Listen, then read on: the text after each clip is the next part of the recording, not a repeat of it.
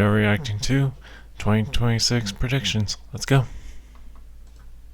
Well, 2026 has officially begun. The start of a new year has finally dawned upon us, and we've successfully made it not even 5 days before any large world events have happened. It's only been 5 days. We couldn't even survive an entire week before something happened. For example, the president of Venezuela being taken into custody, computer prices going through the roof, FaZe completely disbanding, and worst, and possibly least forgivable of all, the Stranger Things finale was complete dog shit.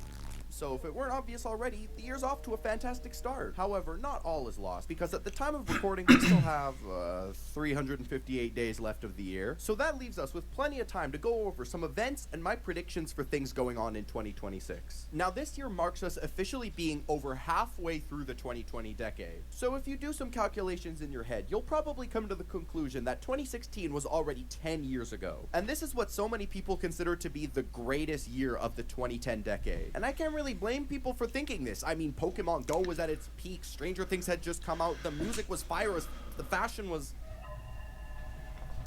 And don't get me wrong, I do have to say, man, these past couple weeks have gone pretty fast already. 2016 culture, from memes, music, and just life in general. And they're calling it the Great Reset. Now, as of late, I've been constantly swarmed by news reporters, celebrities. Everybody's constantly asking me, please tell us what you think about the Great Reset. And don't worry, I'll tell you. My opinion on the Great Reset is, there is no way this is gonna work, and you're delusional if you think it is. People seriously think that this year, all the memes we've culminated over the past years are just going to completely disappear and we're going to reform back into 2016 humor. Internet culture has been a little bit all over the place as of recently. For example... Yeah, this was a pretty hard watch. But then at the same time, why are we pretending like there wasn't slop back then and everything was sunshine and rainbows? Because that's not true. Now this is pod racing. Exercise? I thought you said extra flies. You're seriously gonna tell me that Big Chungus is infinitely funnier than Tung Tung Tung Sahur? No, that's a lie.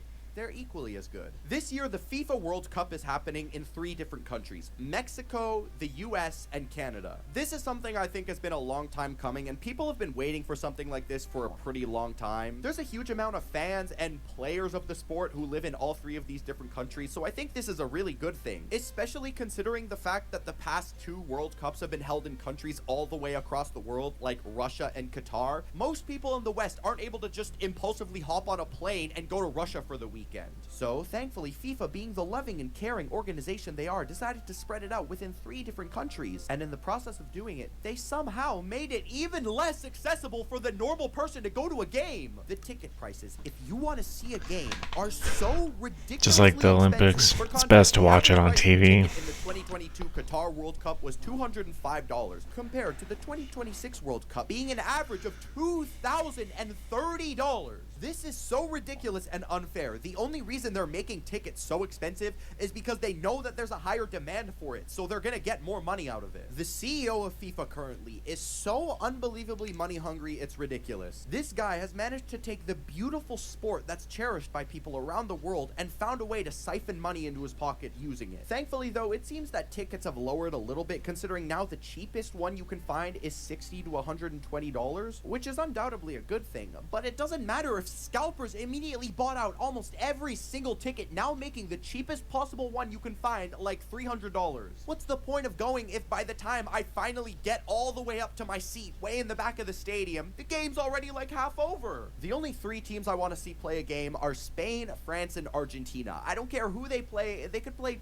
Pluto for all I give a shit. You can't even tell me it's going to be worth it, because I'm 99% sure your view is going to be so far back you can't even see the players. At this point, I might as well just stay home and watch it in my underwear on my couch. The 2 teams I think most likely are going to win the World Cup, it's going to be Spain or France, but I'm leaning more towards Spain considering the entire team they've been building recently. Equally as important to the FIFA World Cup, a long-awaited event is finally happening this year, and that is the release of GTA 6. And my prediction, that is not happening. Listen, the original release date was supposed to be 2025 for GTA 6, and since then, they've delayed. Yeah, everything's happening before 2026, just like the joke.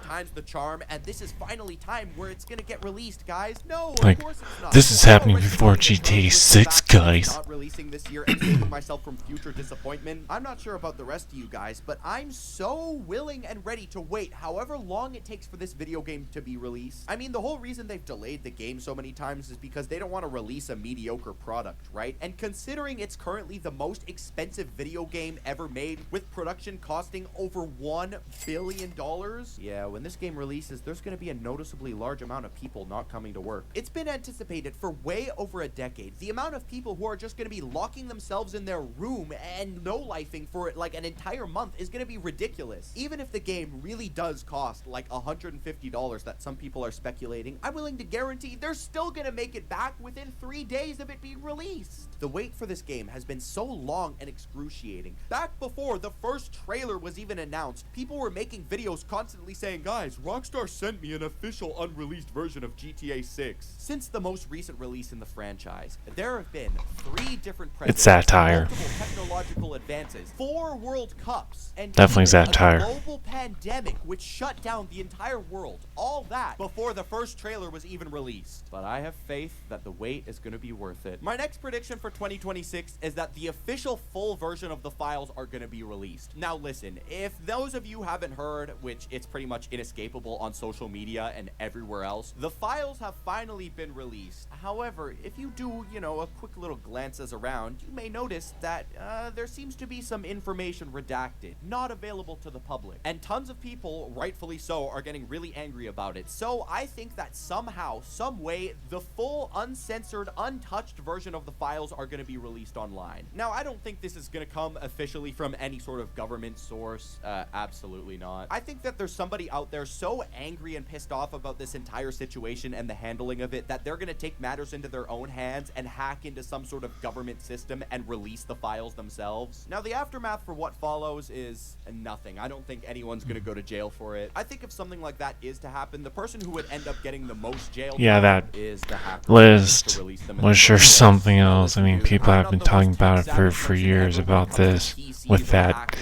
I list. barely know what graphics I don't want to cards talk are about right it on now. I'm here. just going off of what the box I got on Best Buy says. But You I never don't know know who might what be the watching hell this, is so I'm considering not some talking about random this, Joe Schmo not managed once, to just copy not paste the one files bit. into Microsoft Word and unredact them himself. You This you is go something ahead and look reserved for around people this. with I'm dense not gonna knowledge on discuss it technology. like No, at all. this is something that So your fucking grandparents it's best if I wrote keep themselves my on their old mouth Windows shut on Vista that. computer. It's as simple as Control-C, Control-V right into Microsoft Word. The good old copy-paste. It's really not too hard. But yeah, I really don't believe this is the end of the file saga. I really think there's going to be more releases that come from it. I think it's just a matter of how and who releases it. Anyways, that's pretty much all I have to say. Thank you guys so much for watching this video. Check out this one currently on screen, and I will see you guys next week. Bye. To see you dancing in that purple.